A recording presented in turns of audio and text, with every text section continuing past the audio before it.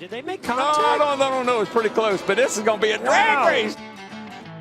Right Look at there. this. Moves Wow. him to win it. Carl Edwards bump and dump and run. Here comes Gordon right up to the bumper again. The bump and run. There it is. Didn't mean to really turn around, meant to rally his cage up. Hit me with it!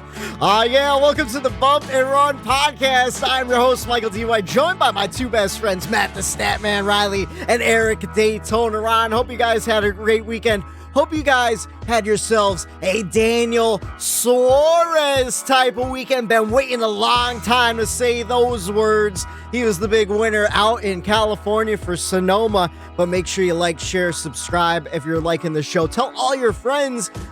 Video available every Tuesday on YouTube. Audio available every Monday night. You know the deal by now. Check us out. Bump the letter N Run Pod on Twitter. Fellas, how the hell are you? I saw you guys Saturday. Mi amigos! Mi amigos! How are you? Man, was that, I was super excited to see Suarez get that win. But a little later on, I was kind of disappointed as well. But I'm glad he finally got to victory lane because that was well deserved, and I think we all could say we saw it coming. Yeah. Absolutely. What's up, mi amigos? We were together this weekend. We were. We broke some bread. We drank some beers. We celebrated our good friend Carmen's wedding. So big congratulations to Carmen, longtime friend and supporter of the show since day one. He wasn't even a NASCAR fan. He started tuning in, and we kind of brought him over to the NASCAR side. So I got to give him and his new beautiful bride, Julie, a big congratulations and a thank you for having us. I thought it was a great time. What did you guys think about the weekend in general? And how's your Friday nights and stuff too? Matt, you went to see Jurassic Park or Jurassic World? Oh yeah, this is like the second time in like 3 or 4 weeks I'm giving a movie review. A lot of between our big group of friends. Yes. Between our big group of friends, it was a big debate this weekend. A lot of us saw it. Some of us, me, liked it. Some of us didn't like it at all. So, without giving any spoilers away, not the best Jurassic Park movie out there. I still thought it was good. It's my favorite franchise, so I was gonna probably enjoy it no matter what. So I'm probably not the best one to ask, but I enjoyed it. So I would suggest going to see it, but you might not like it. I don't know. A lot of people are saying that they didn't like it.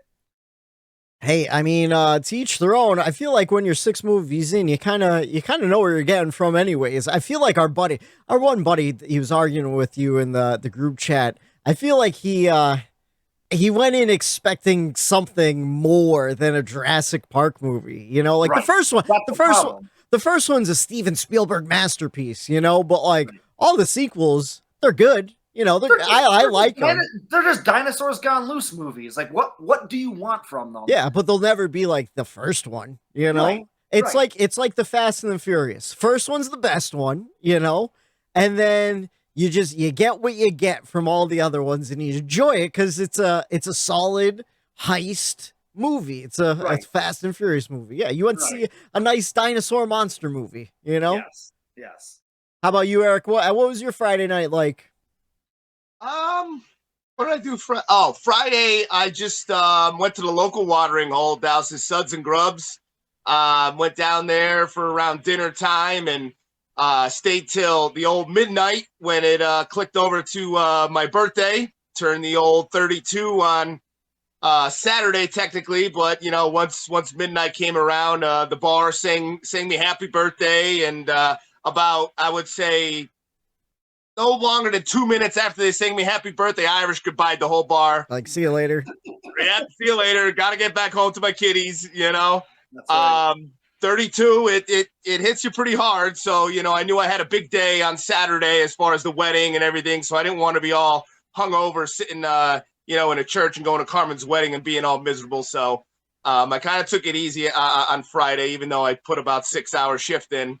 But Saturday was great. Saturday was an awesome time. Carmen, great wedding. And, overall weekend, it ended terribly. I last night for dinner. Yeah. Didn't realize I made some egg salad, and they were apparently from Memorial Day to hard-boiled eggs.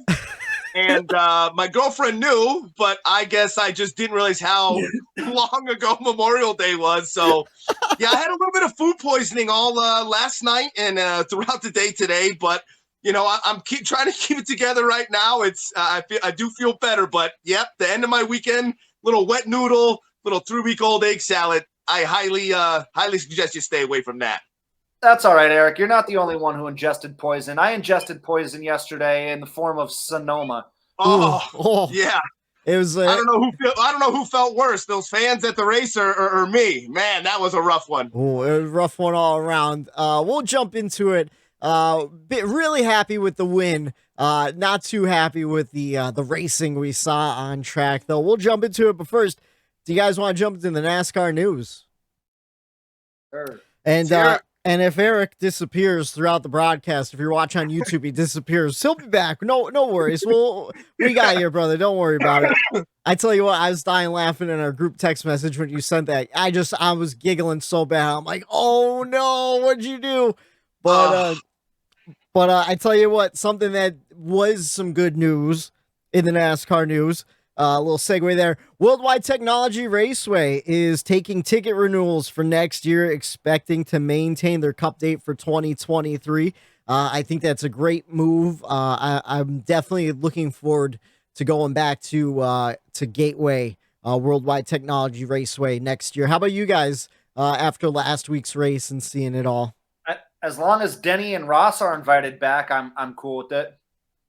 I mean, I'm sure if they don't get into it, someone else will. If there's one thing that stood out to me, that crowd really was the sole reason that they are getting another race. And Absolutely. We've said it. It's like I'm tired of beating the same old dead horse, but I'm going to keep saying it because it seems to be working. Go to the racetrack, people. Show up. Got to show up. And you see what happens when you show up and you support, the closest track near you. And if people that want to race closer to you and you kind of campaign for it, show up. And they showed up there at Gateway, and that crowd was awesome to see. And I want to see a little bit more on the racing end maybe next year to see if it'll stay again. But I think it did enough for me to be okay with that race getting renewed. Yeah, and speaking of showing up, same goes for last week with Portland. The fans got to show up. If you want to race out in the Pacific Northwest and possibly a cup day in the future, you got to show up to the Xfinity they give you, because that's how Gateway did it. They came out to Xfinity and trucks for years. So I didn't, not to go back in time here, but I didn't see the Portland race much or the crowd. Was it a good crowd? It was rainy. I didn't see the crowd either. I saw highlights of I didn't really get, because the rain might have kind of skewed that a little bit. From what I heard though, the people that showed up, they stuck out the rain no problem. Like they were prepared. So they have to be used to that, huh? That kind of weather. They have to have the gear to be all weathered down for that. And it wasn't a sellout, but no road course is ever a sellout. But I heard they got a really nice crowd out there. So yeah, hopefully if Xfinity goes back next year, they fill the grandstands out there too. No word on that yet, but word on where the Clash is going to be in 2023. The Busch Clash is going to return to the LA Coliseum, and Los Angeles packed those stands in February too. So I'm excited. How about you guys? I'm very excited. Good for, I loved every second of the Clash this year. So I enjoyed it. Do you think this is a ploy, like something that they have in the works, like something that we might not even know about for the LA area in the future, that they're just trying to build up momentum for the NASCAR world out there? And then eventually, I know they were talking about redoing Fontana. So yeah. Do you think it's just something that's just they're drumming something up out there? I don't know. I mean, from everything I heard with those Auto Club Speedway plans, like all that stuff's on hold and like nothing's happening just because because that was all before COVID and everything too. They're gonna sell off a lot of that land and build homes and then build that short track. So it would make sense to get short track racing in LA, but that's also like a 40-minute drive to from Los Angeles. It is a bit of a haul. I just I don't know if there would be anywhere even near LA that you could build something that big, just because of how densely populated everything is. I think like the Coliseum and the Clash is like kind of the best they could get out there. Maybe, I don't know. Right. Well, I think that's all they need. And to your point, Matt, I think they have a little something up their sleeve, but it might not be a racetrack. I think they're just trying to get to that, like you said, Whitey, that dense population. There's a ton of people out there. Oh, yeah. And you get those people interested. All they want are views on the television now. So if they could get those people hooked by having a race just there, and just to get them interested so that they watch the races, even though they're not there. The Coliseum is there. They're going to go there, whether or not they stay there, stick it around, or make it a permanent thing. I just think they're trying just to boost the interest in that area to get some TV numbers out of it as well. It may be a Hollywood thing too, drawing some of the actors and producers and directors into this sport, maybe catch them and lure them in with how good of a sport and how fun of a sport we have. I mean, you see what's going on with F1 now with the popularity being on Netflix and everything. Maybe it's, an attempt to try to grab the attention of Hollywood a little bit. Come make another NASCAR movie, come make a show, something like that. Let's get us into the mainstream. Maybe it could be something like that as well. Right. You get some of those main producers walking the grid and rubbing elbows with some of these personalities we have in our sport, like the Kyle Busches and the Denny Hamlins of the world. And maybe just a conversation with one of these producers, with one of these drivers, it might be like, oh, this guy's got something here. Like, I could use this character and I could feed off of this. I could create something with this type of environment. I really, really like this. And, that is something I think we need. And I think that is really the main goal of this LA market, is to just get, like you said, either Hollywood, the TV, just to get that densely pop. There's a ton of numbers, a ton of people there. Let's try to get those eyes on our sport. I mean, that's kind of how Days of Thunder happened too. Last week we were talking about Top Gun Maverick and Tom Cruise. Well, back in the mid 80s, Tom Cruise did a movie with Paul Newman, who did a lot of racing himself, a lot of amateur road racing and everything. And Tom Cruise was like, wow, this is really fascinating. This is really cool. And they decided, like, hey, let's make a movie about this. He got in touch with some directors and producers and stuff and made it happen. So who knows what could happen? Maybe one day Chris Pratt will be at the LA Coliseum for the Clash. And he'll be like, yo, we should make a Days of Thunder 2. And then Tom Cruise is the owner, which I think that would be awesome. Because you want to know what? I mean, we've kind of got it made in the making now, with Rick Hendrick and Jeff Gordon. I mean, that was Cole Trickle's, basis of a character. Now Cole Trickle's the owner, I'm just saying, maybe I got some wheels turning. Let's write a script, Hollywood. Let's get something going here, But speaking of Hollywood and California, if you are a fan of NASCAR in California, you can now get NASCAR vanity plates, which I haven't seen a vanity NASCAR plate in Pennsylvania in a long, long time. In fact, I thought about it the one day, and I went on the DMV website to see if we could still get them, and we can't. So maybe as NASCAR continues to grow as it is, some more states will get those custom vanity NASCAR plates. I could get an old Tyler Reddick number 8 on there.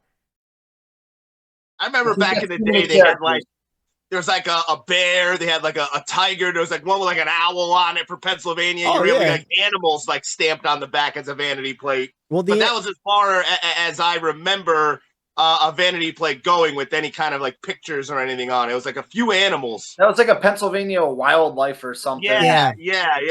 And they have the railroad one. And but no, I remember back in the 90s and like the early 2000s, you could get like a Dale Jr. in the number 8 car, Dale Earnhardt Sr. And then I remember Jeff Gordon. I think even like a Tony Stewart plate back in the day and stuff too. So Pennsylvania's done it in the past. I wonder if you could buy one of those old plates off somebody and transfer the registration. Maybe that's I bet. Maybe I'll have to do that. Find an old Dale Jr. number 8 plate and somehow re-register it or something. That'd be pretty sick. But anyways, that's all I have for NASCAR news. Real light news week. I feel like it's been a real light news year ever since I feel like there was a lot more news last year. Am I crazy? Yeah, well, I think we're gonna get bombarded here in a few weeks. I think stuff always takes time and the inner workings of every kind of deal. I think there's gonna be a few things, some blockbuster news as far as when the manufacturer's news comes out, who's coming in the sport, who might be leaving, what new team might want to start. I know there's a lot of buzz around Dale Jr. talking about it and where he wants to go. And I think this new car, I think teams want just to get a year out of it. I think people on the outside want to see what it does. And I think come to the end of this year, I mean, we've been having an excellent year. I mean, I know we had a best season ever last year, as we were calling it. And, this year is going neck and neck right with it. So I think the news will come shortly. Yeah, silly season usually starts to ramp up in the summertime, and all it takes is one domino to fall to have the rest of them trickle behind it. I think the one biggest one that we're all kind of waiting on is with Martin Truex Jr. What is he going to do? Yeah. He's still not sure yet.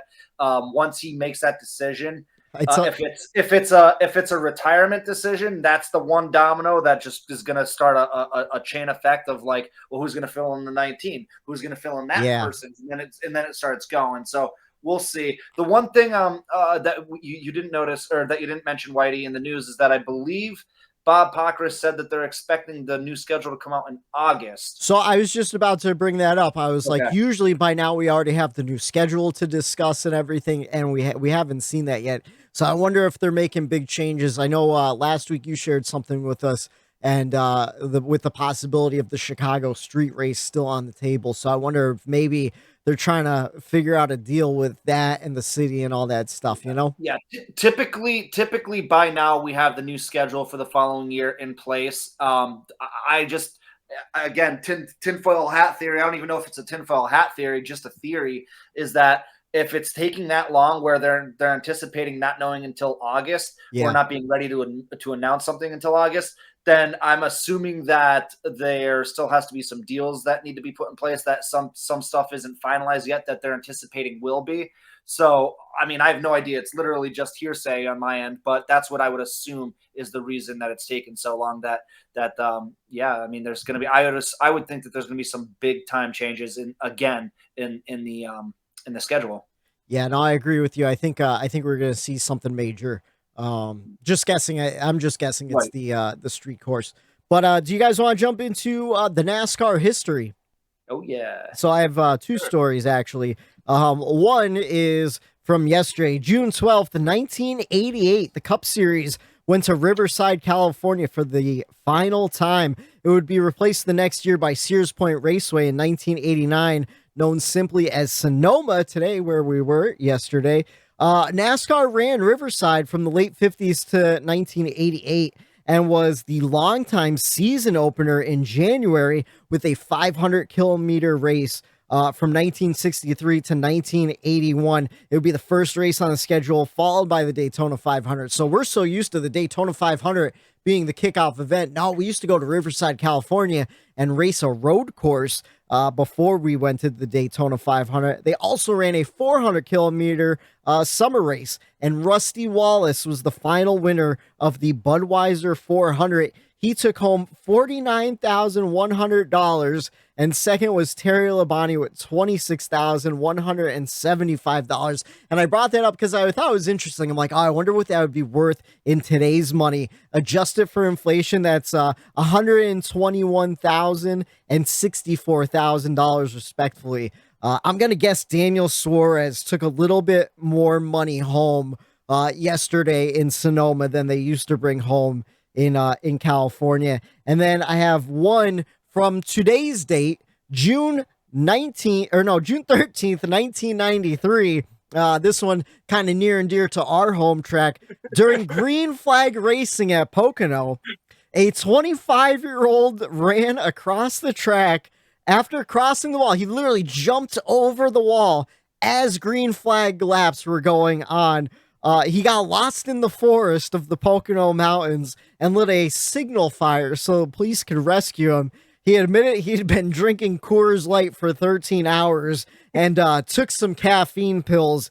And if that doesn't define all of our friends when we go to Pocono, I don't know what would. I feel like if it was 1993, we would be those people running across the track. So, to be honest with you, the way this season's going, if I'm drunk enough at Pocono and Tyler Reddick hasn't won a race yet, Chase Briscoe's going to hear an earful if I see him.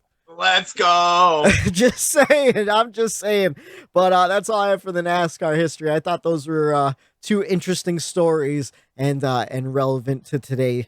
That's from NASCAR man _RR on Twitter. Great source of NASCAR history right there. The reason why that was able to happen is because the Long Pond straightaway, the backstretch of Pocono, did not have a catch fence back then. Yeah. It does now. Yeah. So we wouldn't be able to. They built that catch fence. I mean, I'm assuming, overall for safety, but we had like deer and bear coming out onto the track and stuff. Oh, yeah. It happened a lot at Pocono. So I think that was one of the big reasons why they put that catch fence on the back. But again, with safety concerns where they are now, that the catch fence probably would have been put in place anyway. But also to catch drunk people from entering and exiting the facility. You know what? Can you repeat that second animal for me real quick? Deer and what would be at the track? Bear? Because last year when I was getting ready to camp at Pocono, I said, hey guys, should I be concerned about my cooler full of food? Should I get a lock for it in case a bear comes around? And Matt was like, a bear? A bear? You don't have to worry about bears. There's so many people there. Listen, the reason why I'm saying you don't have to worry about bears is because there's 30,000 people, 20,000 people in the infield. They're not coming in when we're all there, man. Bear are more afraid of us than we are of them. I don't know. I'm pretty afraid of bears. And if one kind of gets scared and spooked and starts running around the infield of Pocono, I don't want my picnic basket to be the one that Yogi's grabbing. All right. Listen, Goldilocks. All right, you guys want to jump into the race weekend? I mean, yeah. So, like we mentioned at the beginning of the show, the truck race was Saturday night. We didn't really get to watch it at all. Matt had it on his phone in his pocket. I heard like a little bit at the end of Kyle Busch winning, but Kyle Busch won. And that's his final race in the Truck Series for this season. So he almost went winless for the first time in the Truck Series. I was kind of surprised about that. But what'd you guys think? Did you guys get to check anything out on Twitter or anything? I tried pulling it up at the wedding. I watched maybe a lap, and I just went back to having fun with everyone. So no, I didn't. I saw that it was in the Yahoo paint scheme, which that's 2 wins they snuck out in the last couple of weeks here as a sponsor. Because wasn't Denny's car the Yahoo car when he won? No, Christopher Bell had the Yahoo car. But Seabell ran in the top 5, so he was up front a whole lot that night. I thought there was another win there for Yahoo. I was like, oh, good for them. No, but it is nice for them to see that sponsorship up front, especially since they're just coming back into the sport after a long time. And I like Yahoo. I use Google now, but I used to use Yahoo forever. Just because they had all the news articles right on the homepage. It was really easy you'd be at work, like, oh, let me see what's going on. You go on Yahoo and you just flip through the current events or whatever. But good for. I'm curious about with this Kyle Busch is saying how he didn't. He might have not gotten a win, which is surprising. Now I don't know if I had the stats to back this up, but normally when he dominates a truck race, he usually runs real well on Sundays, and I haven't seen that. I have not seen that out of him. So, like, normally, a little fantasy inside thing here, like when Kyle or, when he runs the trucks and usually wins, it's like he's a lock in the Cup Series. And maybe because they're so far apart now that the difference in the truck to this new car, maybe it doesn't translate the seat time. But he just doesn't seem to have that it factor coming into Sunday after being in that truck. I fell for it. I felt So did I. I thought he was like, when again to Eric's point, we pointed it out last year to each other, and we kind of kept it like our hush own little secret. Like, Yeah. hey, It's like a little one of ace in us the hole. noticed, like, hey, every time Kyle Busch runs a truck race, he always ends up like either winning or like finishing in the top 5 with cups. So like, play him. And I've been doing that this year, and it has not paid off at all. I heard a great quote from Kyle going into the weekend too. He's like, oh, I didn't really want to do anything in the simulator. I didn't want to waste time in the sim. So I decided, I'll just run the truck race to get, to shake the dust off or whatever. And he ran well in the trucks. It didn't work out for Sunday. He was running okay, but I forget what happened, but he ended up spinning around and that lost him a bunch of spots too. So I don't know, just a rough day. You guys know it was a real rough day for my fantasy team. I got last in fantasy this week. It's never happened to me before. I was devastated. Did you sleep last night? I slept just fine, but I woke up a little angry. I'm not gonna lie. Yeah, you did. Yeah, but started the day off in the text thread early with some anger. You want to? All right. If I see Chase Briscoe at Pocono and Tyler Reddick comes I out was the win, so mad. he's gonna get an earful. That was at like 8:00 this morning. Like I just woke up. Whitey was already boiling mad. I just go, you want to what? Fuck Chase Briscoe. It sucks too. It's hard to be objective. It is. It's hard to be objective. I try not to.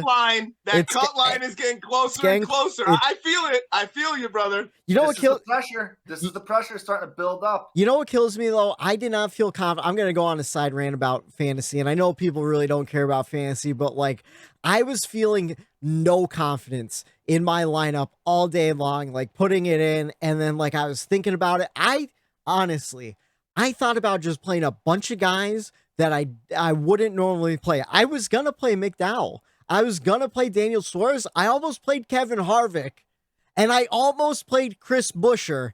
And I go, you want to what though? You want to what? All those guys, they run really well at road courses, with the exception of Harvick. Harvick's always up front regardless, but they never get the finishes.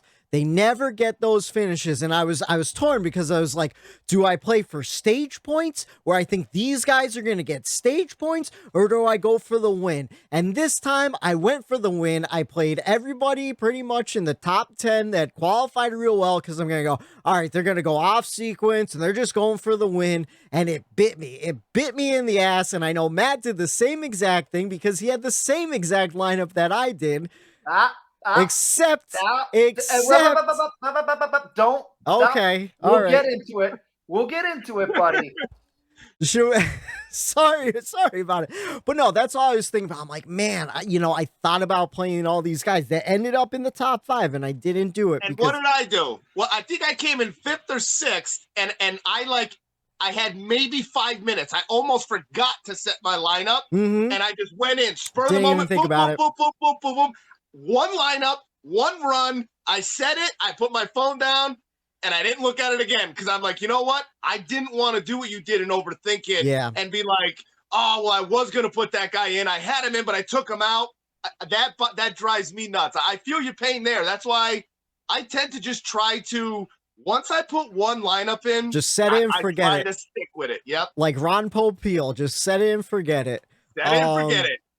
No, Matt, I do have an excuse for what you're going to bring up later on. I'll let you get to that. I have a reasoning, but you want to jump right into the cup race?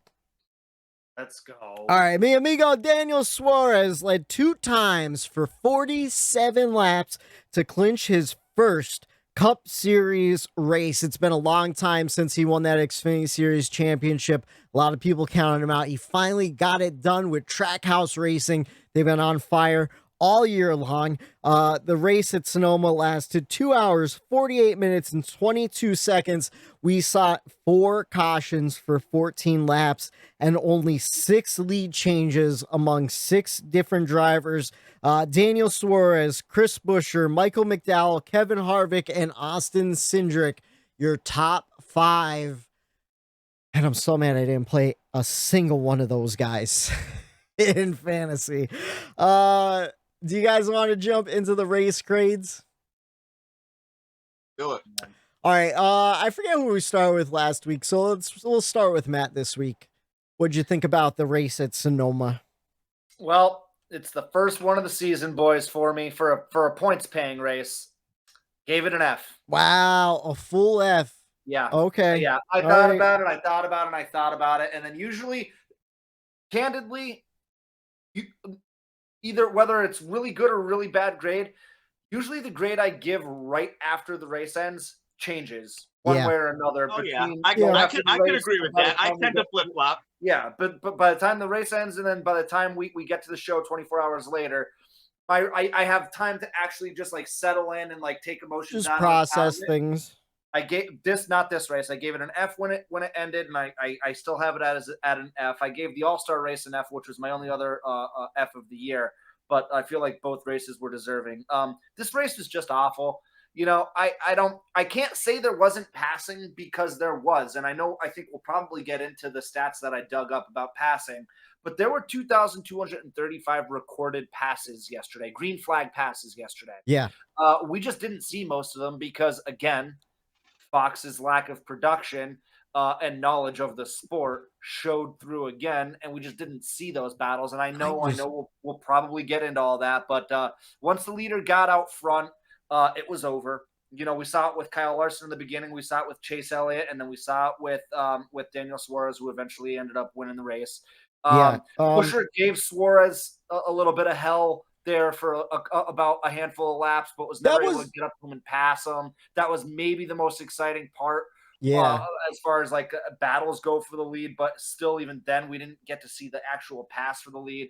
You know, I don't know. Larson lost a tire. His crew chief gone for 4 weeks. That's about all there was that came out of that race. It was just, listen, one of the most popular wins we've seen in a long, long time. We all love Suarez. He's, you know, we all feel like we're amigos for him. But other than that, to me, my opinion, the race stunk, and it pains me to say that. I didn't even actually get a chance to get to Gluck's poll because I was busy today. But I was surprised by it. I think it was like 64. I think. Yeah, it was around 60-40. Yes, maybe even a little higher than that. I never vote no to that race because I don't. It really has to be a stinker for me to vote no. But once I get to that poll, like, I'm gonna vote no for it. Oh, like, I voted no. Yeah, I voted no also. On his poll. Yeah, and like, if I really do believe it, like, I'm not gonna, because like, those are some good stats, and I feel like people that follow Gluck are fans. I feel like he's getting some real good raw data out of this. As much as like there is going to be some bots and whatever you want on Twitter, but I think for the most part, I tend to agree with what the poll says when he puts it out there. So I tend to choose what I really feel. So I mentioned we had 6 lead changes and 6 drivers. We only had 3 drivers lead more than 4 laps, though, and that was Daniel Suarez, Chase Elliott, and then Kyle Larson. Besides that, the other 3 drivers, they only led 3, 4, and 4 laps. So, like, we didn't see a whole lot of people out in front, and yeah, I agree. It was a little rough to watch. How about you, Eric? What's your race grade? I gave it a D. I didn't give it a full-blown F just because I did really enjoy the end of that race as far as the Suarez win. That's what made it the D for me instead of an F. And I think if Larson or Chase ended up winning that race, it would have guaranteed an F for me because it would have been a complete and total blowout. You know what I mean? Like, then it would have felt a lot worse of a race. There's Larson, all stage 1, comes back almost, like last year, wins stage 2, and Elliott dominated. Yeah. And like, if either one of those drivers had 0 issues on pit road, that race would have been an F because it would have felt a lot worse if one of those drivers won. So the ending with Suarez, heartfelt, it bumped it up to a D for me. Like you said, Whitey, there wasn't much passing. And even if Fox showed it, like we were kind of talking where maybe that was a reason we didn't notice a lot of it.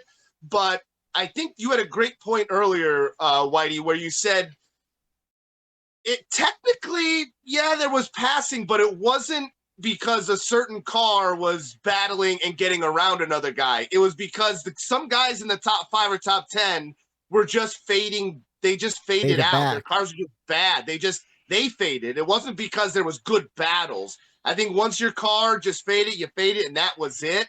And I hate being a dead horse, like we said with the Fox thing and not showing much of it, but man, it was just a dud. I found myself for the first time, I'm pretty sure, I had 2 TVs set up, and I had the race on, and I was playing whatever on my other TV, and kind of just background noise. And, it was the first weekend where I was watching it home by myself. I didn't have a party. I wasn't going over anyone's house. And, we're going road course racing, and, I was kind of excited for that. And it was a letdown. And I think it kind of burned me a little bit more because I was actually excited for a road course. I wanted to see this car perform again on a road course because this car was basically designed to help the road course racing. And from what I saw, I guess it did help it, but it kept everyone pretty much the same speed. It felt like everyone was just going the same speed. No one had just couldn't do anything. I don't know. It couldn't do anything, right? It was the car. I guess it performed well because there was only 4 cautions. Maybe if there was more cautions, the race would have been a little bit different. Jumping them up again. I think the 4 cautions played a part in it too. And 2 of those or 3 of those 4 cautions would be stage breaks. 2 are stage breaks. One was for. I think when you have a cautionless race too, not that I love cautions, but when you have cautions, then that tends to turn the race around and add a little extra element with strategy. Now tires, now fuel, now short pit, now long run, short run. So sometimes the cautions could either help or not help. And I think in road course instances yesterday, if they had no stage break cautions, the race would have been better. I think at road courses, you got to get rid of those stage cautions. And then I felt the race would have had a little bit more implications as far as strategy. And like you said, Whitey, the front flip-flopping the stages and like that kind of stuff. No, like run it. Then all strategy, fuel, everything comes into play. I think you award the points at road courses and you keep it green. I think that was a big part in why that race, was as bad as it was. And it felt, for being under 3 hours, it felt longer than the Coke 600 to me. It felt real long, and that's when you know something is wrong. Like a race that's under 3 hours felt longer than the longest race that we have. Of the year, and to me, that was just the final, cherry on top for me. And thank you, Daniel Suarez, for kind of giving me a little boost of excitement and something good to talk about coming out of this weekend. Hey, was it I checked the weather too, because I'm always curious, I guess, with these new cars. Obviously they don't like cooler weather. I think it was a little cooler. 70 degrees during that race yesterday out in Sonoma, which isn't necessarily cold, but it's also not 80, it's not 85, it's not 90. You're not getting slick and sliding around. It's not hot out. And maybe listen, I don't like, these cars have proven that they don't like cooler temperatures. Now, again, I know 70 is not necessarily cool, but it's not hot. No. So that could have had something to do with it as well. Again, also, and I think Mike Joy pointed it out too, I think the track was covered with clouds for most of the race too. The sun wasn't hitting that track until later on because Mike Joy pointed out. He said, "Oh, by the way, the sun is now shining on the track." Yeah. So that could change the racing as well. And it was later into the race that he had mentioned that. So I feel like that also could have had something to do with it. Yeah, because even if it's 70 and there's cloud cover, like how hot is the asphalt really getting, Right. And you want that hot asphalt because then it helps with tire wear and all that stuff. So I think that could have played a huge part in what we saw yesterday. And I think you both make a whole lot of great points that I just want to hit a couple of. Eric, totally agree with the stage points and everything. Just have a set lap number, award the points then, and then keep it green. Just keep it going. or throw some more cautions for some of those spins just to kind of shake up that up the strategy and stuff like that. I'm giving it a D plus. I give the race a D and I add a plus because it was Daniel Suarez and a nice winner that you want to see win. But the race itself, like before the first stage was over, I said to you guys, like, I think this might be a D or an F. And Matt, you were right on the same page. I think we were typing it at the same exact time. And Eric, like you said, like F Chase won or F Larson won.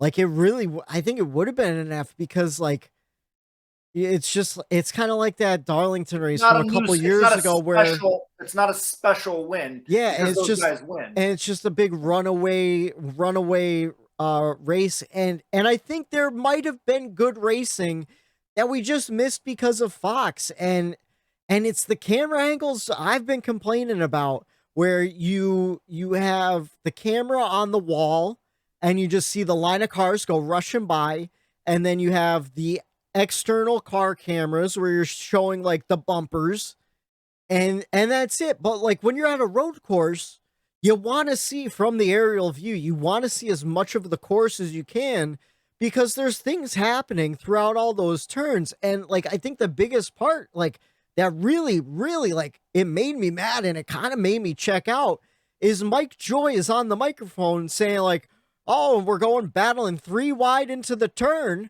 And the camera they're showing is a low shot head on of the cars exiting an S turn that they're not even battling in, because they're in a straight line at this point. And it's like, what they're showing us, what's being commentated on, and the actual stories going on are 3 different things in the race with Fox. And I just pray that NBC is taking notes and is ready to blow the coverage out of the water. And I get it. I understand, like, television production, it's a lot easier for us to criticize than to go out and do it.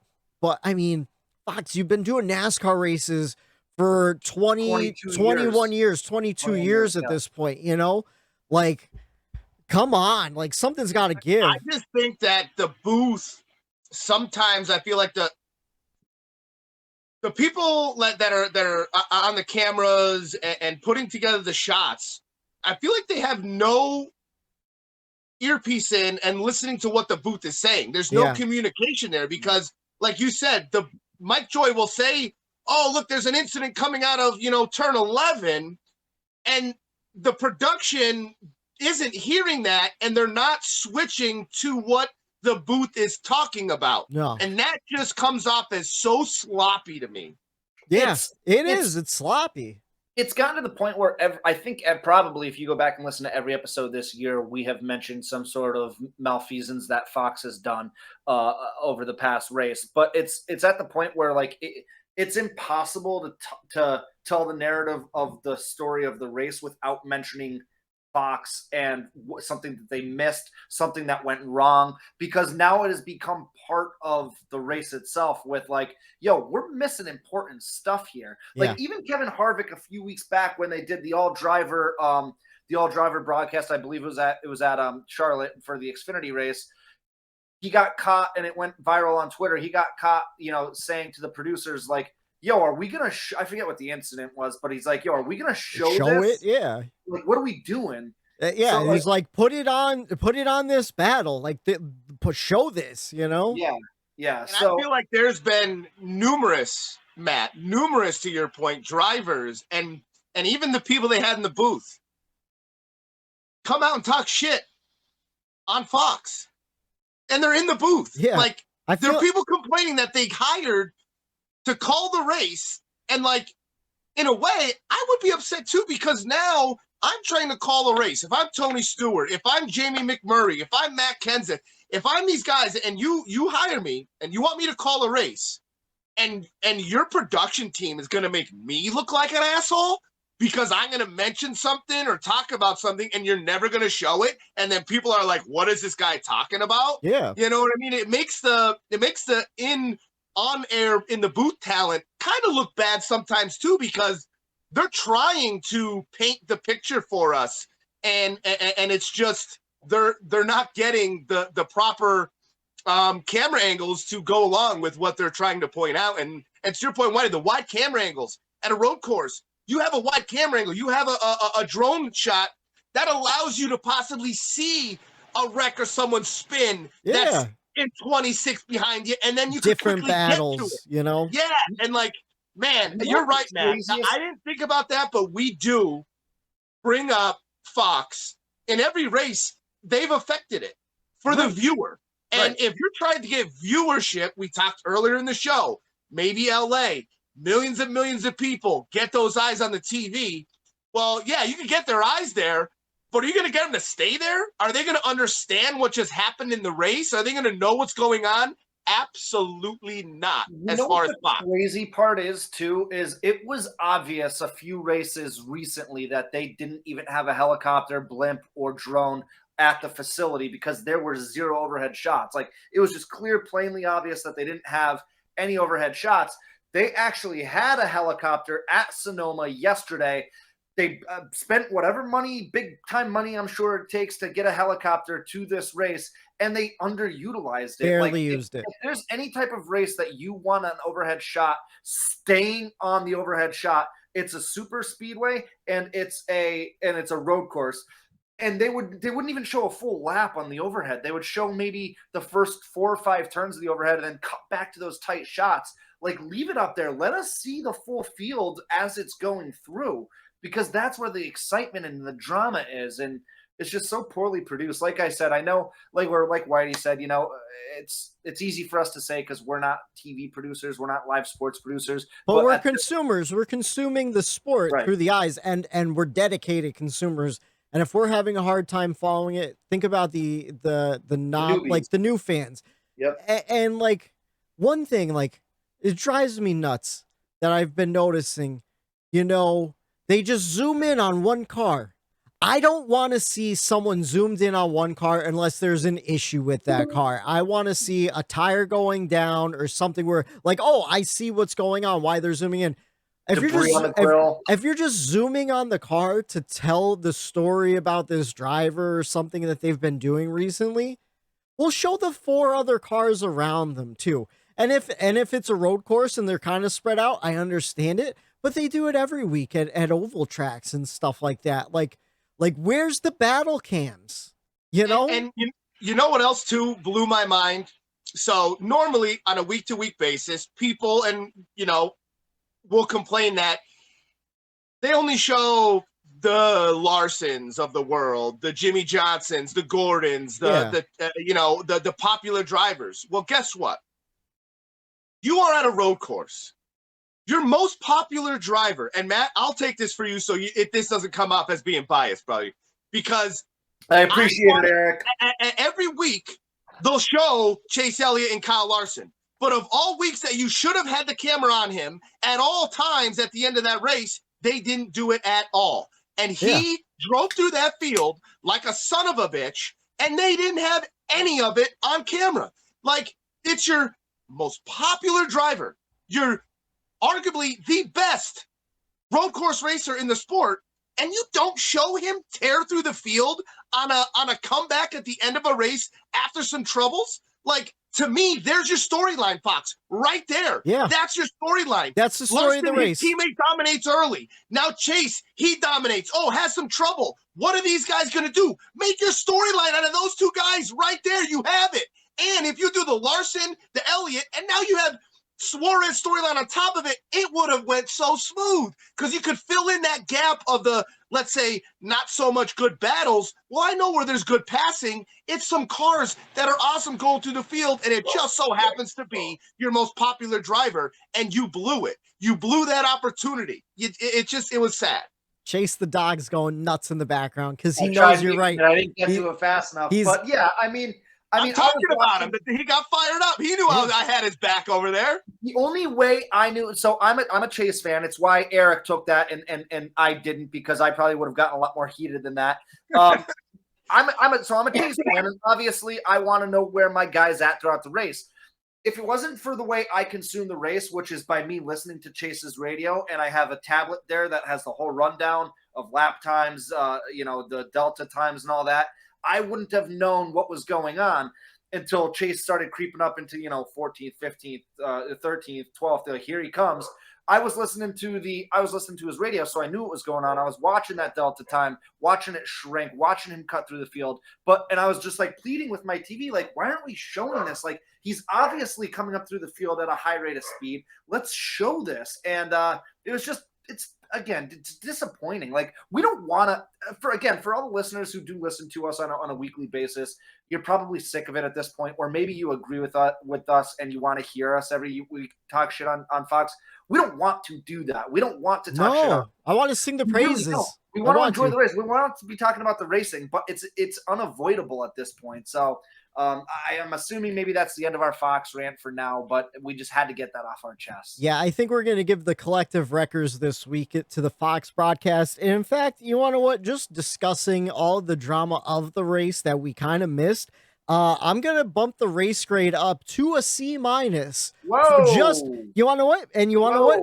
I'll give you a little preview. My records was going to be pit road issues for Chase, Reddick, and Larson. But you want to what? Now I'm glad the pit road issues happened. So at least there was some drama in the race, and we just missed it. So I'm going to say the race at Sonoma is now a C-. Happy for Daniel Suarez. We saw some drama with pit road and everything. I just wish Fox didn't miss it all. You know what? Sometimes it takes talking it out, though. Yeah, talking it out, sometimes it helps. You just inspired me, Whitey. You just inspired me. So my F... Nah, I'm just joking. It's going to stay an F. All right.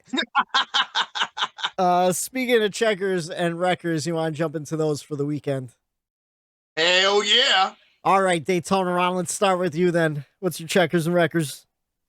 All right, my checkers, I know we were talking shit on it. It was kind of tough to sort through the weeds here of this race to come up with some checkers. And, low-hanging fruit is the Suarez thing. But I got to give it to Chris Buescher, man. He tried to make it an interesting race. He tried to battle as hard as he could. And that post-race interview, man, you could tell he wanted it. It's not like he just gave up and, he if he really had the car to get up there, he would have done what he had to do. And he was disappointed in the second place finish. And, sometimes you hate to see that, but, I like to see that from a driver because there's unfinished business. He knew he could have gotten more, Right. So coming off of COVID and that crazy flip that he had, and my little tinfoil hat, I'll throw it on now. I think one of the reasons he had such a good race is because Zane Smith filling in, he ran pretty well in that car. And you know what it's like. You don't want anyone else running well in that car when they fill in. So I think he knew he had to perform. And he did just that. And, he almost made it a race at the end there, like I said.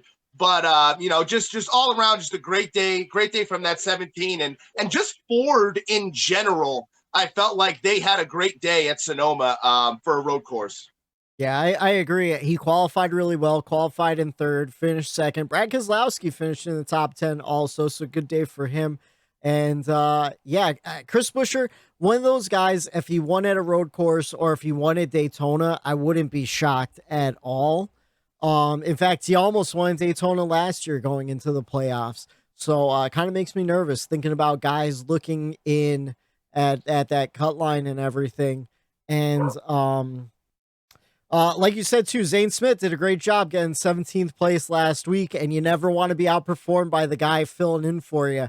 Right. Years ago, I think that added a little fire underneath his ass. Yeah, years ago when I was just doing weekends for a local radio station, a guy took 2 weeks off to be with his wife after she gave birth, and I filled in for him every night. And 6 months later, I had his job. It's just one of those things. You never want to be outshined by somebody when it's that kind of situation, So I'm sure that's definitely in the back of Chris Buescher's mind right there. But if you're Brad Keselowski too, though, you have to have a little bit of confidence as well, because that 17 car by far has been the best one. And it's been the best one even last year and stuff too. Right. And with Brad, he kind of had a race that he needed to have. I know he's been struggling, but little boost of confidence for that RFK Racing team there, and I think that was a much needed boost. How about your records? What was your records for the weekend? My records goes to kind of kept the manufacturer based. I gave it to Ford as far as my checkers, and RFK with Buescher, and I got to give my records to Toyota. They just missed the mark. Yeah, big time. And with Truex and Bell running in the mid-20s, never being able to cut through the field at all. Bubba Wallace, I'll leave my tinfoil hat on for this one. Blowing that engine early in the race. Maybe that had something to do with. Phone down. Maybe that had something to do with, those drivers and their cars being a little nervous about it. I don't know for sure, but it seems like they weren't really trying to push their cars all that much after that engine blew on the 23 car. So I just had to give checkers to Toyota. I thought, man, Truex, he was a big disappointment in my eyes yesterday. I had high hopes. I put him in my fantasy lineup. Even though he was in the back, I'm like, he's going to cut right through there like nothing, and it's going to be simple. But, that's why I put the tinfoil hat on, because I just think they didn't want to really push those cars in case their engine went as well. So had to wreck Toyota. Yeah, I agree. I agree with you. Like, not the performance we want to see out of Toyota. We talked about with Kyle Busch earlier in the day. We thought that was the play of the day, to get on Kyle Busch on your fantasy team and stuff. How about you, Matt? What's your checkers and wreckers for the weekend? I think one of us has given this guy the checkers recently, and we're doing it again. Michael McDowell. Yeah. He's on a nice little run here. Let me throw some stats at you. He's got more top 10s this season, 6, than he ever has had in a full season before. This is the most he's had top 10s, and we're halfway through the regular season, a little over halfway through the regular season. So he's going to smash his own personal record as far as top 10s goes in a regular season. 5 out of the last 8 races have been top 10s. And that's a top 10 in about a third of the races. So that's really good for Michael McDowell and that team. Yeah. It's really, really good. He had a Sonoma driver rating of 114.8, which is third best yesterday. So he was consistently great. His average running position was 5th. That's huge for Michael McDowell. Yeah, that's which huge. Is also the third best. And he just truly had a great race. He spent almost his entire day. I think it was 97% of his day inside the top 15. So I'm assuming that 3% was just green flag pit stops or whatnot. Yeah. So he spent the entire time in the top 5.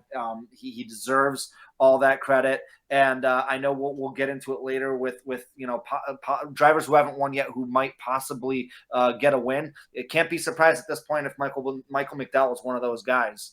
All right, how about your records for the weekend? Look at me, Whitey. My records goes to you, buddy. Yeah. So, right before the race started, like every week we do, we're going through, I don't know who to play for fantasy. I'm not sure. And I had happened to see as soon as the race started, once the race starts, for those who don't play fantasy, you can now see everyone in your league's rosters that they decided to play for that day. Yeah. So I check it within the first few laps of every race, who's playing who and whatnot. And I look at Whitey's, our gracious host here, and I'm like, oh my God, we have the exact same lineup except for one guy. He decided to go with Reddick. I decided to go with Suarez. And he said, I picked the wrong horse in that race. And I quote, I just don't trust Suarez to win a race. Not to win a race. Is that what I said? To win a race? Hold on, I'll pull it up. Maybe I said I was going to quote it. Way to quote it and not actually quote it. Here. I want to play Suarez, but I just don't trust him. And I'll give you the reasoning why I didn't trust him. One, he's a great road course racer. But last year at every single road course we went to, he had transmission failures. Like, he had major issues. And then I looked at the history of Daniel Suarez at Sonoma. Last year, he finished 12th. The year before that, we didn't go to Sonoma because it was the pandemic. Before that, he finished 17th, 15th, and 16th. So he never finished in the top 10. And like I said earlier, like every single person in the top 5, They run really well at road courses, but they never have the finishes, whether it be due to strategy, due to something. New car, guess what? I know. Well, we talked about it. How many times? I Throw know. those old notes out. Those old notes and stats don't mean jack shit. And you know who did believe in Suarez? The old stat man, Matt. The old Daytona Ron. I know. Right here, Daytona Ron, baby. I had full confidence in him. I said I had a gut feeling that Suarez, through all the turmoil his teammate was having, was going to get his first win. And I picked his first win, too, which is even a little bit more impressive. It's Never really won a race impressive. and gets his first one. Yeah, if you missed last week's episode during the betting segment, Eric picked first and he picked Suarez to win. That is our 4th consecutive correct win pick in a row. And that's Eric's second one or third one of the season. A little golf clap. Let's give ourselves a hand here, boys. Let's give ourselves a hand. Hell of a job. If you like making money, I don't know if you like making money. Maybe you do. Maybe you don't. I don't know. But if you do like making money, pay attention to us because we kind of know what we're doing. I tell you what, I hate making money, and that's why I didn't play Daniel Suarez yesterday in fantasy. I know on the records it was a big mistake on my part, man. I'll tell you what. Last year I played Suarez every single road course for fantasy. I played McDowell every single road course for fantasy. It got me nothing. So I'm gonna jump into my checkers and records now that I got abused by my co-hosts here. So obviously we all give Daniel Suarez the collective checkers, just like we all gave Fox the collective records. So I went with Justin Marks, the team owner, just for having the vision to start a new team and to put Suarez in the car, who seemed to have been relegated to backmarker purgatory at that point. You know, he was running with the Gaunt brothers. They didn't have a charter. He had to qualify his way into every race, missed Daytona the year before. And then to go on a year after forming Trackhouse and then buy Chip Ganassi Racing and build on not only what Daniel and the team built on in their first year, but then add to what Chip Ganassi Racing has been building on for the last 20 years combined, and just to accomplish everything they've accomplished so far this year. I mean, both drivers are in the playoffs. Both drivers have wins. Both drivers got their first wins at road courses this season. Just an incredible story to build really a championship caliber team in less than a year and a half is just remarkable. And a lot of people wrote Suarez off, and after he was let go of SHR and from Joe Gibbs, you know, I'm one of those guys. I felt Suarez got pushed up to Cup way too soon because Carl Edwards abruptly, retired out of nowhere, and he could have used some more time to develop. And Justin Marks was willing to let that time develop. And I heard a great quote from Justin Marks too. He asked Daniel to take a chance on him and asked Daniel to take a chance on a team that didn't exist yet. So I feel like they really just, they just both brought the best out of each other for this partnership. And earlier I said my records was the pit road issues. I'm changing that. I'm saying that's probably a positive because it did give us some drama of the race. So I don't know. I'm just going to stick with Fox and be in my records. What's up, Matt? Is Trackhouse the best team going right now? Oh, man. I mean, you can make an argument. An argument. It's hard to debate them not being. I'll tell you that. I would have a hard time picking. And right now, as far as right now, after that, I think yes. Yeah, I think you look so. at, I said, the struggles of Toyota, not doing that well. I mean, you could argue the Ford camp is kind of gaining a little momentum, but you have a little bit of Penske with Logano, and then you have a little bit of, with the 17 and Buescher, and Harvick coming in with the Ford camp. So, man, I think if you were to say right now, Trackhouse has got, I think they got to be the top team. They're consistent, man. Like Hendrick is Hendrick, Gibbs is Gibbs, Penske's Penske. They're always going to be. They're always going to be battling. They're always going to be challenging for wins. But like Trackhouse is just always like at least one of the two of them. Let me throw this out there quick. would we feel the same if Gibbs, Hendrick, Penske, all those others only had a 2-car field as well? I think sometimes we shit on these things because 2 out of the 4 are shit, so we loop that together as JGR. When in all reality, Christopher Bell and Kyle Busch or Denny Hamp, they were okay, they could run well, but as a whole, you lump them together, not doing so great. So, like, with them being the only 2 drivers, I mean, still hella consistent this season, but does that have any effect on how you look at teams because there's 4 versus 2? I think what you do is you look at the other 2-car field teams. You look at Roush, you look at Richard Childress, obviously Trackhouse. You look at GMS Petty. And you look at all these teams, and I mean, if you're going off of just 2-car teams, Trackhouse is far and above all those 2-car teams right now. Yeah, Trackhouse definitely the best 2-car team. Definitely in the mix with all the other big ones. I mean, so looking at the stats right now, Hendrick, Chase Elliott still in first place. Ross Chastain's in second and not far behind, 16 points behind second place at this point, right? But then you look at the rest of Hendrick. Larson's in 7th, William Byron's in 8th, and Alex Bowman's in 9th. As a whole team, and all 4 of those drivers have wins, and Byron has 2 wins on the season. So everyone at Hendrick has a win. Everyone in Hendrick is in the top 10 in points and locked into the playoffs. You know, Suarez, he has a win. He has a win, but Chastain has 2 wins, like Willie Slick Willie 2 Clocks does. So, like, but Suarez, in all reality, they are performing just as good as that Hendrick team is. But Suarez also had a lot of bad luck in certain races, so he's only sitting 17th in points right now with a win. You know, he's locked in. So, like, I don't know. It's hard to compare. It's like apples and oranges, kind of. I feel like same thing with just Gibbs in general. You know, half their drivers in their top 10, and then the other half of the Toyota drivers are sitting like 19th and back. So, like, I don't know. I don't know if you really could compare them and say any one team is the top dog. I feel like each team has one driver really holding them above everybody else. You made a good point. You said driver, Whitey. Yeah. Driver. I think this season is proving that throw team out the window.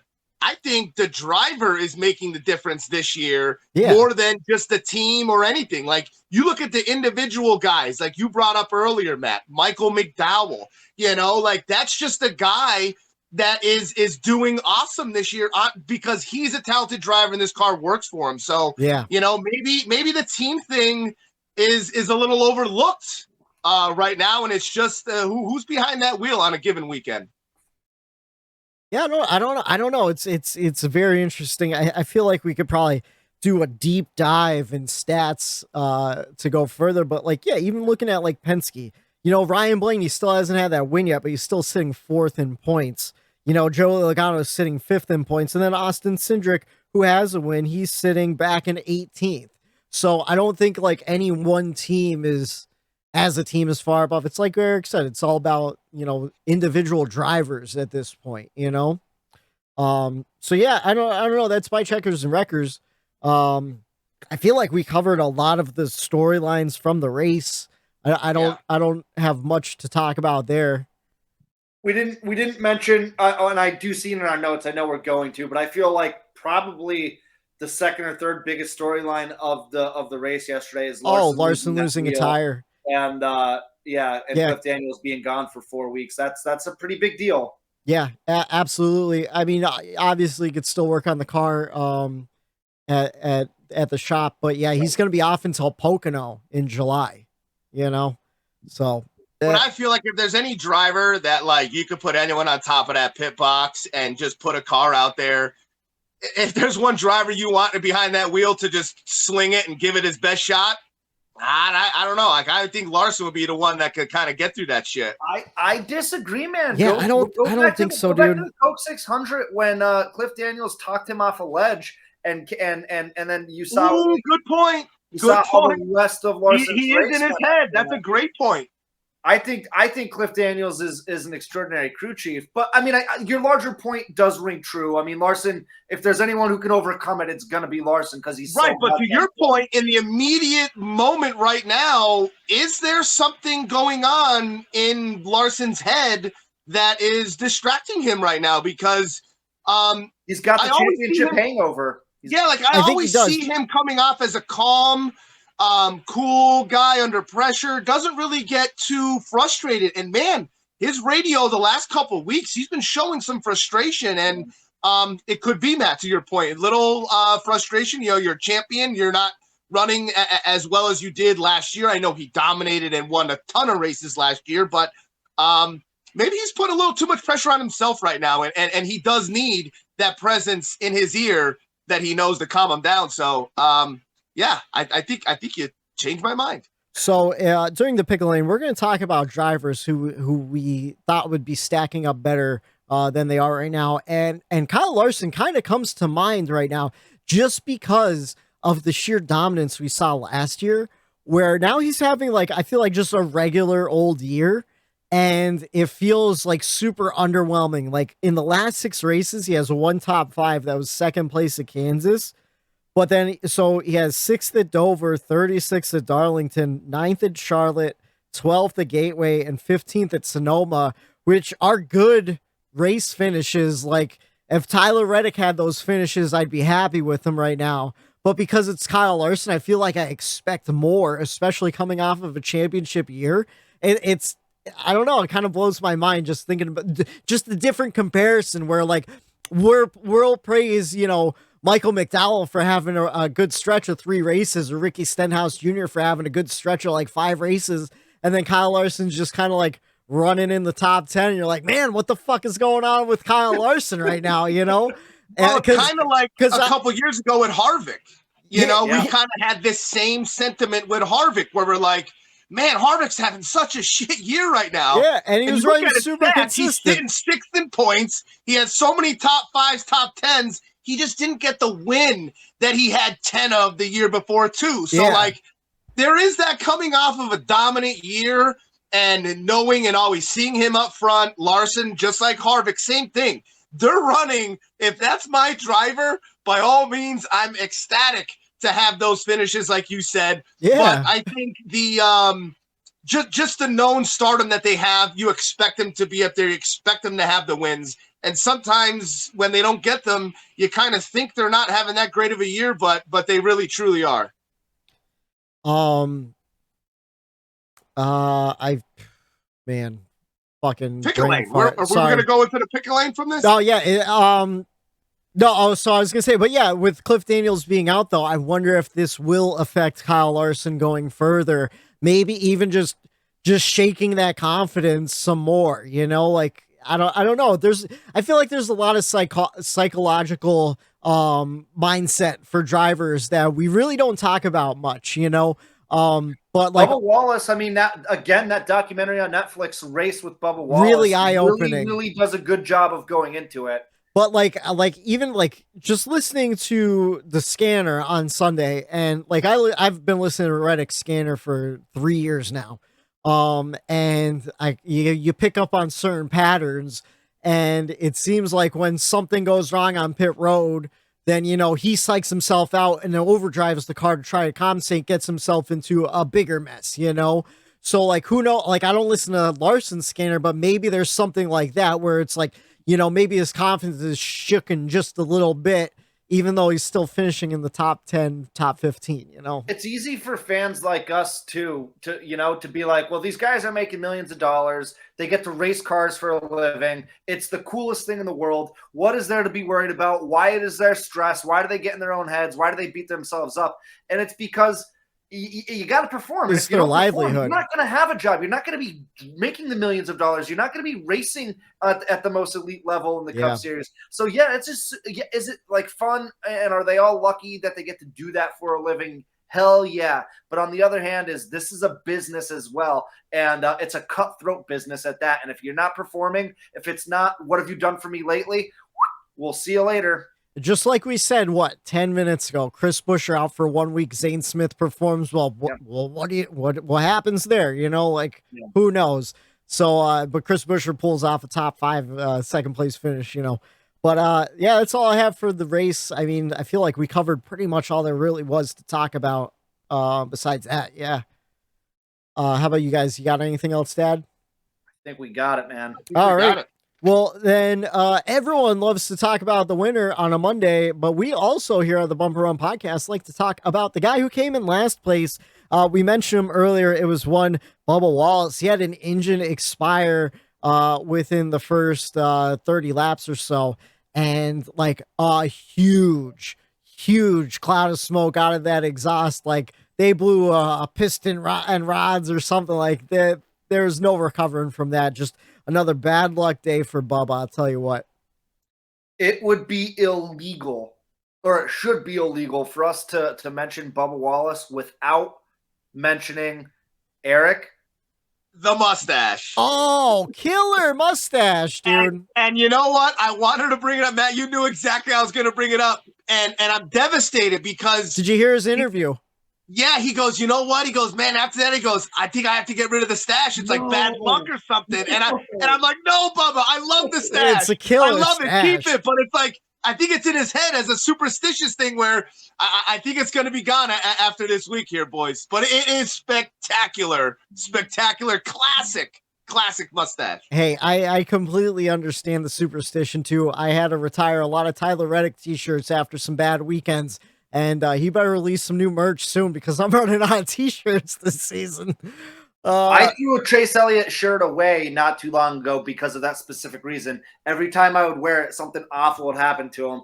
And, I guess to be completely candid, I put on some weight, so it wasn't really fitting great anyway. So it was an easy decision. Good excuse to get rid of it. Good call. Good call. Anyways, you guys want to jump into the pick lanes? Do it. Ready. All right. Right now, with 10 races left in the regular season, do we see 12 different winners? Right now, we're tied for the most winners going into the into the playoffs at 12 different winners. There are 4 open playoff spots with 10 races left. What do you think happens in these next 10 races? Mayhem. Absolute mayhem. I'll go. So I think we absolutely see the 16 different winners. So you got to look at the guys who haven't won that you still expect to win. Whether they're having a good season or not, you're still expecting them. You've got Blaney, MTJ, Christopher Bell, Harvick, and Reddick. Those are the guys that I expect to get a race win. Yeah. Whether they will or they won't, I don't know. And then you've got that second tier of guys that you're looking at that have run well, that have had chances to win, that maybe aren't running for first, second, third, but are like right there running, have had ripped off top 5s and have had really good performances. EJ, Eric Jones, you've got Austin Dillon, Stenhouse, McDowell, who we mentioned earlier, Eric Almirola, Chris Buescher, Bubba Wallace, all guys, again, who have had fast cars here and there this season, who have had relatively good shots at stealing a win here and there. Those are guys that can steal wins. Guys, I think you're going to see it, and I want to see 16-plus winners. I think that the next winner we see might be, like, outside of someone who already won this season, might be Eric Almirola. Right now, he's sitting in 10th place in points. He's already locked into the playoffs and sitting better than anyone else without a win. Just having a phenomenal, quiet season for Eric Almirola. And I think he could pull it off before Daytona. I really do. If any one of those guys won a race, I mean, we've got Watkins Glen, we've got Road America coming up in a couple of weeks, we've got a Daytona race left. These are races that these guys can steal a win from, like easily. Any one of those guys. I'm gonna take this, and I'm going the other lane, Matt. I'm shocked that the stat man didn't go with the stats of it never happening, and I'm gonna stick with that. It's never happened and before. say that it rings true. And these summer months, I believe, are the months where we start getting these 2-time winners, 3-time winners, and they start figuring it out, I will agree that there is a way better possibility. I was kind of high on it last year, like you are. I was like, oh, I think we could get to 16. I think I chose that lane. And I just think it never happened. And I think we all want it to happen. I'm with you. I want it to happen. But I'm in the lane where I say it. I think it comes close, but it doesn't happen. You know what's funny too is I believe I remember having this exact conversation right around this point last year, and I believe that we rattled off the exact same names that I just rattled off, saying, "Listen, they can steal a race, they can happen," and it just never happened. Well, it's always that same tier of guys, but I don't know. You know what happened though? Parity. Kyle Larson won Sonoma and then went on a fucking tear. Yeah. A tear for the rest of the summer. Do we see someone going on a tear though? I don't know. Maybe Ross Chastain. Maybe. I have a guy. Slick Willie Two Guns. Also, hold on. I got to make a correction because I'm an idiot. Eric Almirola is not in 10th place. He's in 11th. He drives the car number 10. And he's not ahead of Ryan Blaney. Ryan Blaney's in 4th place. Ryan Blaney has the car number 12. I'm stupid, and I was looking at the wrong column. Monday. It was a wedding weekend. We had fun. We'll forgive you. But I still believe Eric Almirola could do something. Pocono, dude. Blaney, Pocono. I was looking at his stats. When we were talking about, drivers that didn't perform well up to this point, I thought of Ryan Blaney was the first one I thought of because last year I thought he was having a great year. I'm like, oh my God, he's winning. Oh, Ryan Blaney. Oh, but I looked, his season didn't start until after the All-Star race. Yeah. That's when Blaney caught fire. That's when he started getting his wins. That's when his top 10s and top 5s started coming. So he's having a very similar year this year as last year. And I think he's one of those guys that could replace the Larson run. I think Blaney could do a run this summer and take some of those wins away from a Reddick, an EJ, and an Almirola. And fun fact about Blaney, last season was the first time he ever had a multi-win season. Who would have known? What a stat. What a stat. So unbelievable. That's a big running joke from last year. As a little throwback. But no, I think you're right. I think we're getting to the point in the season where we might see someone break out and start rattling off wins.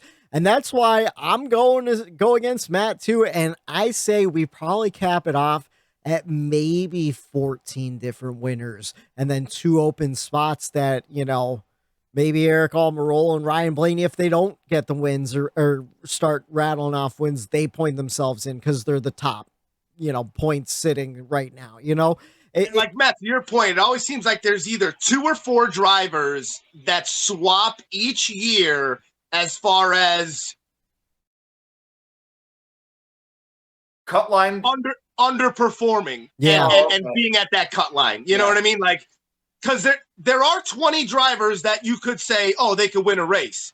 But those 4 at the bottom kind of always interchange, depend on what kind of season they're having, I feel like last year was the same deal. It was like Austin Dillon, Tyler Reddick, Kevin Harvick, and Chris Buescher. They were. So the pickle lane segment was always designed to inspire debate, if you will. But we all have like-minded ideas, so we're almost always agreeing. So it really hasn't become that. But I will get Whitey fired up right now because something just popped into my head. Just a few minutes ago, I was rattling off the wild card races that we have remaining in the regular season, and one that I forgot to mention was the Indy Road Course. Yeah. Do you know who can win the Indy Road Course? Chase Briscoe, because he almost did it last year. I know. That's why I picked him to win this week. Last week, I told you I said Chase Briscoe was going to win Sonoma. Yep. And then his fantasy did shit. His pick did shit. Now he's pissed. And he got flashbacks of Bristol dirt, and now he's all fired up. That's why I brought up Briscoe. I didn't even put Briscoe in the lineup, too. I picked him to win. I didn't even put him in the lineup. I was in shambles this week.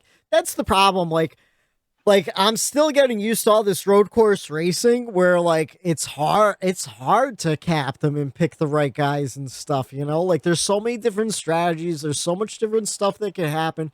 Same thing with Pocono coming up.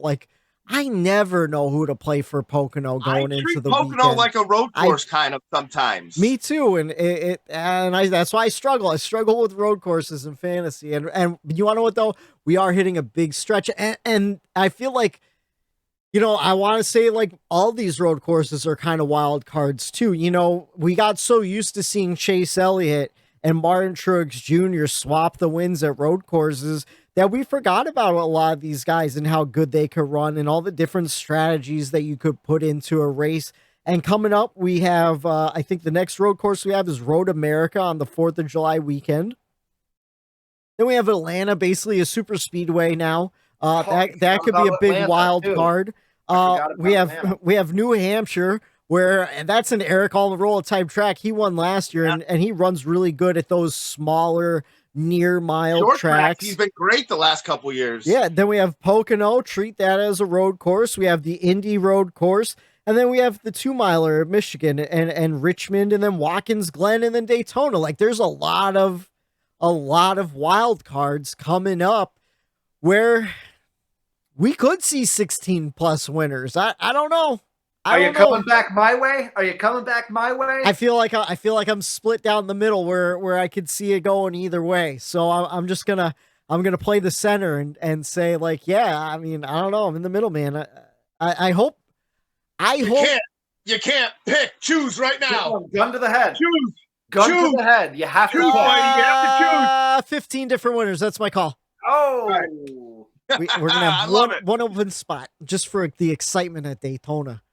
See who gets in. I can't wait. I know we always talk about it every year leading up to it, but like Daytona is again going to be unbelievable. Oh, absolutely. Unless there's already 16 different winners. Well, no, because I don't know. It'll still be exciting at that point because now everybody has to step up. Yeah. You have one win. You're now everyone's on the bubble. Because now Austin Cindric, if he gets another win, that could push him back into the playoffs or something, or whoever's sitting there. No, and now positions matter more. Like you drop 3 spots, you're in or you're out with those 3 spots. Especially with the stage points and everything, you want to make sure you're getting points. You're right. Okay, I'm back. I'm back in. Back in. Like we said back at Kansas, that Kurt Busch win had major playoff implications that we didn't talk about enough back then. Now you have the Daniel Suarez win, and things are getting real tight and real interesting. We got 10 races to go. It's going to be very exciting. But choose cones back out, back to the next pick lane. Is there any one driver who isn't stacking up to what you thought they would do this season? Start with Eric. Oh yeah. I've talked about it already. Yeah. On this show for me getting burned big time. And he's still burning my ass right now. And he got a top 10 for I think the first one all year. And that's Brad Keselowski. He second one since Daytona. I had so much confidence in him even before Daytona. And then Daytona, I'm like, let's go. I'm going to look like a genius here. Yeah. And then here I am 16 weeks later looking like an idiot. Eric, I don't think that's Brad Keselowski burning your ass. I think it's those eggs you ate. Wow. Oh, dude. Yeah, dude. Both of them are burning me. Sick burn. I just throw up. How about you, Matt? What's one driver that just isn't stacking up to what you thought they would do this season? There's a lot of obvious ones out there. You can go with the one that Daytona just went with Keselowski, or you can go with. I think we all had high hopes for Brad Keselowski coming into the season. I also wanted to throw Christopher Bell out there too, just because I have a close eye on that 20 car. Man, it just seems like that 20 car is always just the 20 car there at Joe Gibbs. It's just, they don't give a shit about it. It's always going to run 14th or 15th, and they're completely fine with that. And I thought Christopher Bell would have came into himself a little bit more this year, and it just didn't happen. Yeah, you can go with Larson, like Whitey said. I'm gonna say that Christopher Bell take is a bad take. I mean, he's got 9 top 10s this season and 4 top 5s, 9 top 10s out of 16 races. He's just not closing it out. He's just not closing it out. Because I'm the opposite, where like I've been paying attention to Bell's finishes, and I'm like, I think he's finishing pretty well. He just didn't finish well this week. You know? So that was all a long way to tell you who I did pick. I picked Austin Dillon. Yeah. And I took a look at his stats, and you know, maybe some people are like, well, why would you have high hopes for him? He hasn't been running good pretty much his whole career. He's got a few sneaky wins here and there, but it's worse than I thought it was when I started looking at what Austin Dillon has or hasn't done this year. His average running position is a 17.8.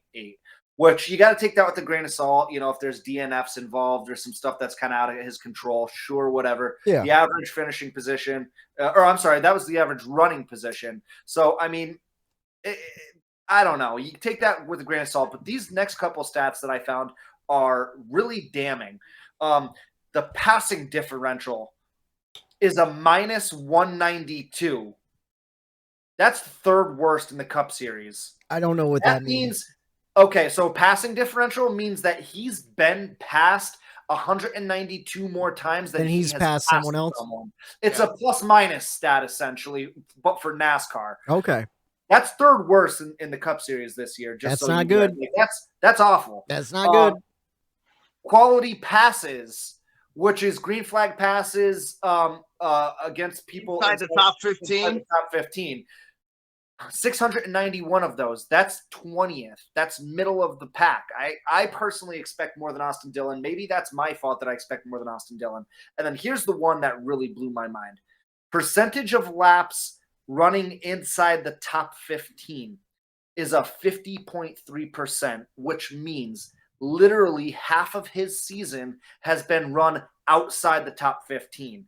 That's not good for the number 3 of Richard Childress Racing. That's not good at all. And you've got to wonder, at what point does Richard Childress say, listen, Austin, you're my grandson. I love you, but this is a business. You've had your chance. What is he in his 6th, 7th, 8th year in the Cup Series? He's had his chance, and he hasn't, besides a few wins here and there, he hasn't done anything. No.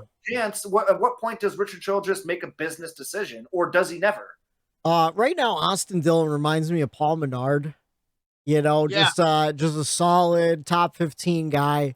And I feel like he's kind of diversifying himself outside of NASCAR right now. He has like his Team Dillon management where he manages some younger drivers, and now he's getting into professional bull riding with like a team out in Carolina and all sorts of stuff like that. So maybe he is kind of like, maybe it's time to wind things down, figure out other opportunities for me. Maybe Richard puts him in a front office position at RCR or something in the near future. I just wonder, like, I feel like Richard's gonna give him the car as long as Austin wants the car, Right. I should have probably said on the front end too. I love Austin Dillon. I think the world of him. I do think he's a talented driver. He's an Xfinity Series champion. Yeah. He's got the talent.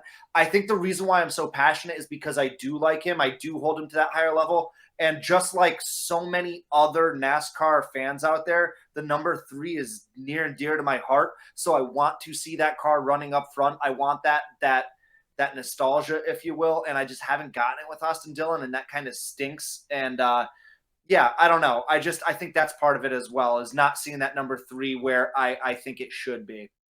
And Whitey, to like, if I'm you, I'm almost mad as well, because how much is the 3 holding back the 8 in Tyler Reddick? How much does Reddick could he use in a great teammate? Like if you have someone like you have a track house situation where we talk about they believe in each other. They all are hungry to win. To me, what you guys just explained is Austin Dillon doesn't have that hunger to win like Tyler Reddick has the hunger to win. And when you don't have that, you have one guy going up balls to the walls like Tyler. Maybe I honest to God think if AD is out and you give Reddick someone that has that same fire and energy, I think they feed off of that. Like Ty, we talk about AD. He's getting a shot in the 42 car. at GMS Petty right now as Eric Jones's teammate. And I believe he affected Eric Jones. And Eric Jones got a little bit more aggressive via, hey, this is an opportunity Ty Dillon's getting, and it might be his last, and it's probably going to be his last. Yeah. So, I don't know. As a Reddick fan, man, I kind of want someone else in there as well. Yeah. With a little bit more passion behind the wheel. It's tough because, like, every week, RCR's Instagram will show you, you know, where they finished in practice, where they finished in qualifying, where they finished the stages. And it's always like, you know, Tyler Reddick qualified 8th, Austin Dillon qualified 18th, you know, and I do wonder, you know, does that kind of hinder some of their performance? But then Reddick's performance is there, and he's kind of shooting himself in the foot, or if it's not him, it's the team, you know. What I said earlier as far as driver, it's this car, it's more, I guess, driver based than team based. And I feel like in years past, like I feel like Reddick helped lift Austin Dillon up, and Austin Dillon kind of helped lift Reddick up too. Like they both prop each other up in different ways. And just from hearing interviews, like they both really seem to praise each other in helping improve themselves too, you know. But it is interesting, you know, could a different teammate help elevate it even more? I mean, I'm sure you could, you know. You get a like a veteran like Kurt Busch. You know, you put Kurt Busch on a team with Tyler Reddick, especially like an aggressive driver like that. I'm sure Kurt Busch could, you know, help teach him, you know, certain things to manage his aggression throughout a race, or just kind of, you know, overcome some diversity in the middle, you know, or adversity, right? No, adversity. Man, it's a Monday night. We had a wedding this weekend. But yeah, you know what I mean? So like it's hard to tell though, because it's a lot of ifs and not a whole lot of data to fall back on, you know? But it's definitely interesting to think about. You know, I would like to see Tyler move into that 3 car and then get someone else in there and see what happens, but who knows if that'll ever happen. I don't know. But I was going to say, is that all for the pick lanes? I didn't give my driver yet. So, Matt, is that all you had to say for Austin Dillon? That is all I have to say, brother. All right. When I came up with this pick lane, one driver who I thought wasn't stacking up, I had one driver in mind. And it's tough because he's running in 6th, you know? But it's Martin Truex Jr. In my head, when I watch the races, I'm really not hearing Martin Truex Jr. come up a lot during the broadcast. And I feel like the finishes aren't really there. Like, I don't know how Martin Truex Jr. is in 6th in points right now. You look back, so he finished 26th at Sonoma this past week, 6th at Gateway, 12th at Charlotte, 6th at Kansas, 24th at Darlington, Dover 12th. Like, I could go on and on, but he's got 2 top 5s all season. 2 top 5s for Martin Truex Jr. is not where I thought he would be. You know, even I figured he'd have 2 top 5s at the road courses this season. You know, he's consistent in the top 10, where he's finishing 8th in Las Vegas, 8th in Atlanta, 7th at Coda. But then, like, I don't know, man. I just watching him, not hearing a whole lot about him on the broadcast like we're used to. It being a contract year, it being a new car, I'm really wondering if Martin Truex Jr. doesn't call it quits at the end of this season, even though he is sitting 6th in the standings right now. Do you guys think I'm crazy for thinking this? I don't know. No, I'm with you, man. Especially being the closet Martin Truex Jr. fan that I am. You know, I agree with you. And his career arc is really, really interesting. Just going back all the way to the beginning to where he is, when he, you know, what he did with Furniture Row, bringing them all the way up to literally win a championship. Yeah. And then when he got over to JGR, he just kept it rolling. And now, you know, he's kind of fallen off the deep end. Again, he is in 6th. So, like, we've got to maybe pump the brakes a little bit, but see, that's where I disagree. Like, I think this is typical of someone for this season. we see the parity. We know that there's more drivers that are winning, different drivers that are winning. Yeah. So for him to still be running sixth, that means that he's still running consistent and he's still putting these races together to be there. I think even if he had that one win, I don't think you would have brought that up.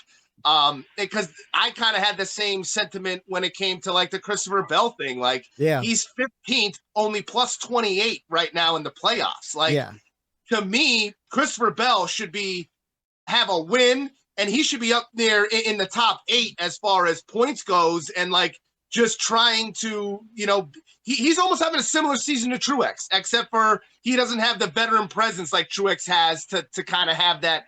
Oh, is he slowing down a little bit because his trajectory is just starting? Yeah. But I just think where we're both coming to this conclusion is just a JGR thing. We're used to those JGR cars dominating and winning and going back and forth with Hendrick, and it seems like it's always those guys. I think the parity this year is causing us to kind of second guess some of these drivers that we're not used to seeing in the top 10, top 15. And I even think the media is going that route as well, where they're having a hard time spotlighting some of these drivers like McDowell and Buescher and Chastain because they're not really the popular guys and well-known in our sport until this season. No. And I think that is kind of like, just so we got rid of our old notes, this season is the new right standard. out the window. Yep. These stats we got this year is where it starts from now on.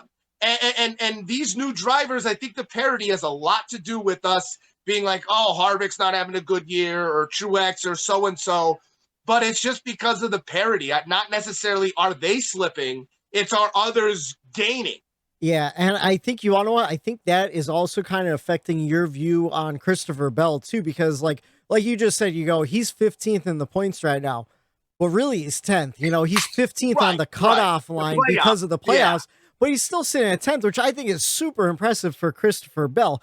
And like 6th place is really good for anybody. But Martin Truex Jr., looking back to 2017 with Furniture Row, like his season finishes is 1st, 2nd, 7th, and 2nd, So like I'm used to Martin Truex Jr.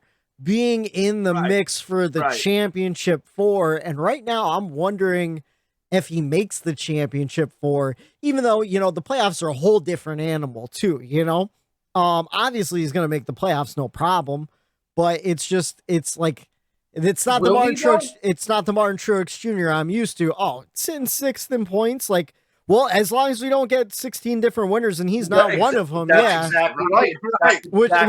Exactly. So like, I don't know. It's a really weird season to be watching with all these outside the top 16 winners and stuff like that.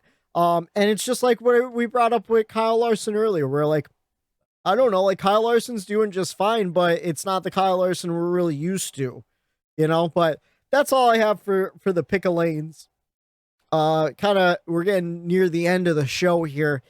We don't have, do we have stats, Matt? For next season, they're not updated. All right, so we're running into an off weekend for Cup and Xfinity.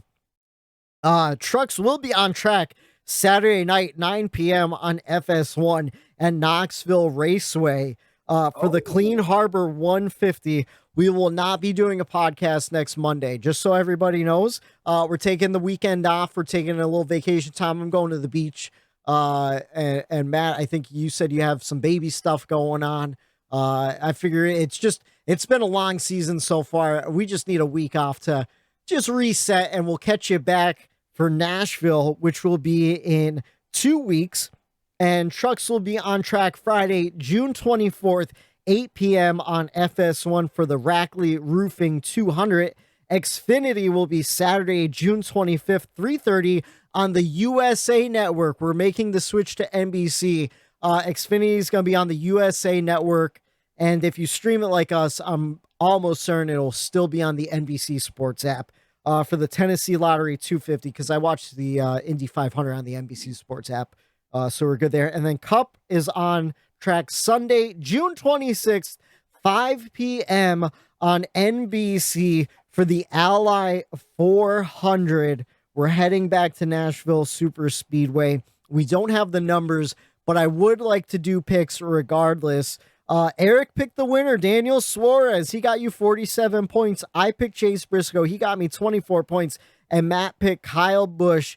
He got you 15 points. So, Matt, you get to go first for Nashville. I pick second, and Eric picks last.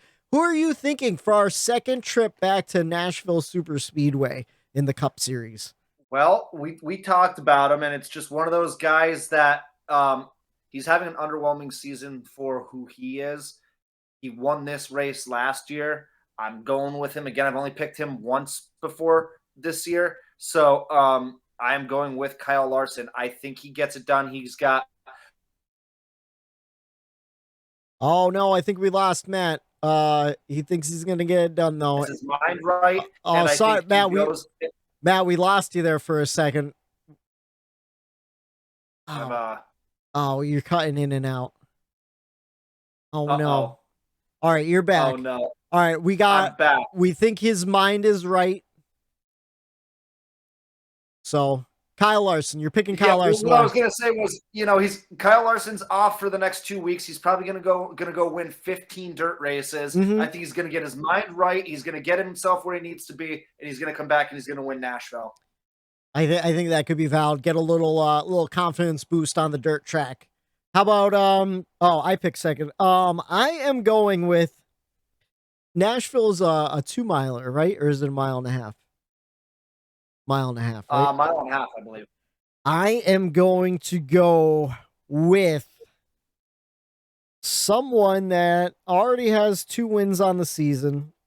We haven't heard much from him recently, but I think Chevy's going to come back in a big way in Nashville. And I think William Byron gets his 3rd win of the season. We talked about guys who are going to break off and rattle out some wins, and something's pulling me in old William Byron's direction. How about you, Eric? Who are you thinking for Nashville? Well, this is a tough one. There's a mile and a half. I know he's got a big target on his back. So that's why I'm not going to go with him. I really want to. I wanted to too. I wanted to pick Ross, and I couldn't. But I'm going to. I just think if he has a shot to win, I just think someone will punt them. I know I'm using him up here, but I said all show long that he's going to go on a run this summer. So I'm going to assume this run starts now, and he's going to get another win to make it 2 on the season. The 12 of Ryan Blaney. All right. I like it. Picking Blaney for the 3rd time this season. Again, we have a 5-race cap. So I don't know. We'll see how it goes. We're 16 races in. We have 12 different winners. Can Ryan Blaney be the 13th? I don't know. We'll see what happens. So far locked in the playoffs: Austin Cindric, Kyle Larson, Alex Bowman, Chase Briscoe, William Byron, Ross Chastain, Denny Hamlin, Kyle Busch, Chase Elliott, Joey Logano, Kurt Busch, and Daniel Suarez all locked themselves into the playoffs. We will find out if another first-time winner can happen down in Nashville Sunday, June 29th, 5 p.m. on NBC for the Ally 400. And we will talk to you again that Monday, the 27th. Next week, we're taking off. We'll talk to you in 2 weeks. For Matt the Statman Reilly, for Eric Daytona Ron, I'm Michael D. White saying have a good night. The bump and run. There it is.